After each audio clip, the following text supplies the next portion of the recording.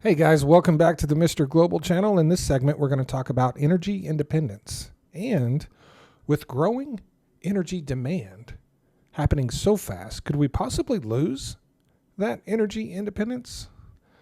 I'll get to that in a minute. First, please like and subscribe or follow. Thank you all so much to my new followers. So first of all, energy independence, what does it even mean? It's something we've heard politicians talk about for many years.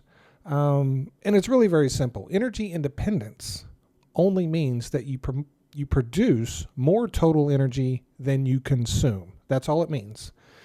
If you put all of the types of energy we have in a basket, fossil fuels, renewables, nuclear, all of it, every kind, and you add up the total amount of energy we produced through every type of source we have, if that number is higher than how much we consumed, then we're energy independent. It does not mean we don't need anything from anyone else in any way, shape, or form, because it doesn't specify what types of energy. There are certain types and sources of energy that we produce significantly more of than we actually need. And then there's other types and sources of energy that we produce that we don't produce enough of. So a lot of the import, export, and trade part of the energy portfolio is us sending off our extra and receiving things we are short in, if that makes sense. So in the sense of energy independence, it's just total energy, not any particular type. And here is data from the EIA showing our total energy production at about little over 103 quadrillion BTUs of total energy. And then over here is our energy consumption, roughly 94 quadrillion BTUs of energy consumption. So there's a differential here of around 9 quadrillion BTUs. So we produced about 9 quadrillion BTUs more than we consumed. That, by definition, makes us energy independent. It has nothing to do with the cost of your electric bill. It has nothing to do with the cost of a gallon of gas. It has nothing to do with the cost of anything. So if anyone is talking about energy independence and somehow inserting the cost of energy into that, it makes absolutely no difference whatsoever. And I would note that last year, renewables passed nuclear at 8.6 quadrillion BTUs produced, with nuclear being 8.2 quadrillion BTUs produced. Now, on the question of if we could possibly lose our energy independence, I want to say it's not that super important if we do. Like, it wouldn't be the end of the world. We went a very long time not being energy independent.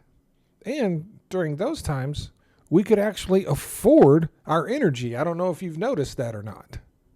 Regardless, I don't think we're going to lose our energy independence, but I do think the size of our energy independence is going to shrink. I think it's going to get smaller.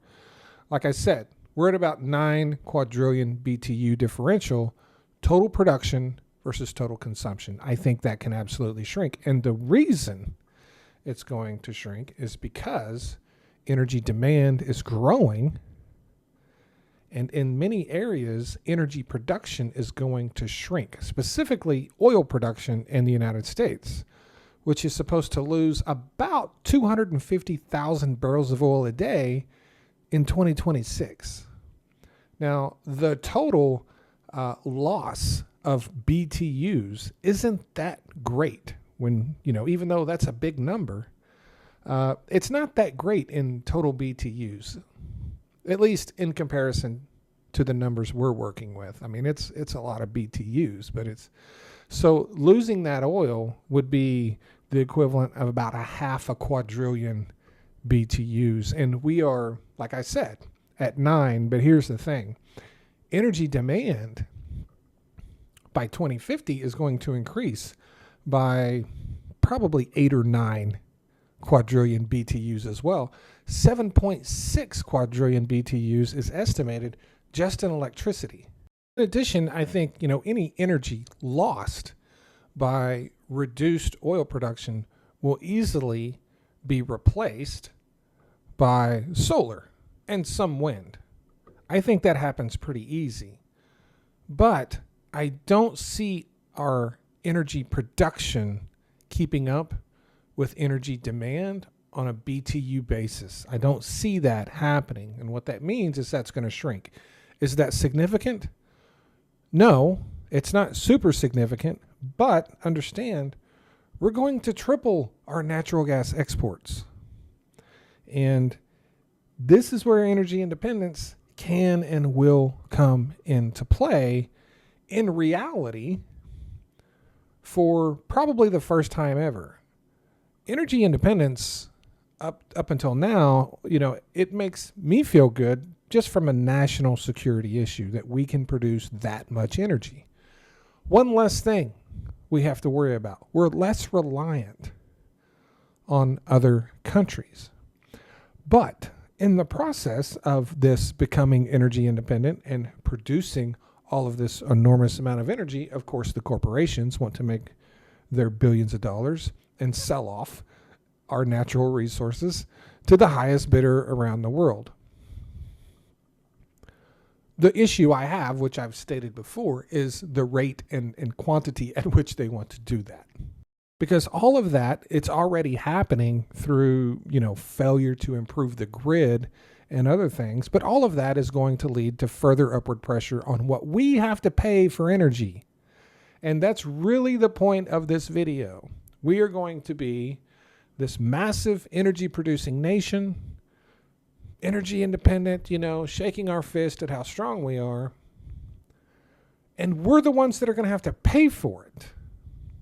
The energy consumers in the United States, who on a per capita basis produce far more energy than any other country in the world, are going to be paying out the nose for that energy. And this defies the laws of supply and demand. And that is because we are going to destroy our supply by selling it across the planet and not keeping it for ourselves and ensuring that we have, affordable energy, which is a life-sustaining product.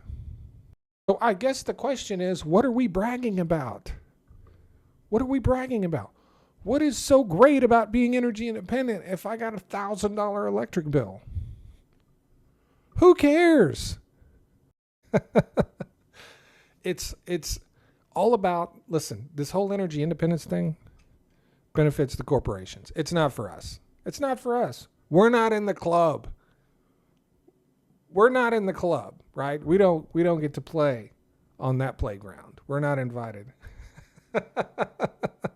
Let me know what you think in the comments section. I really appreciate all my new followers and subscribers. See you guys tomorrow. Have a great evening.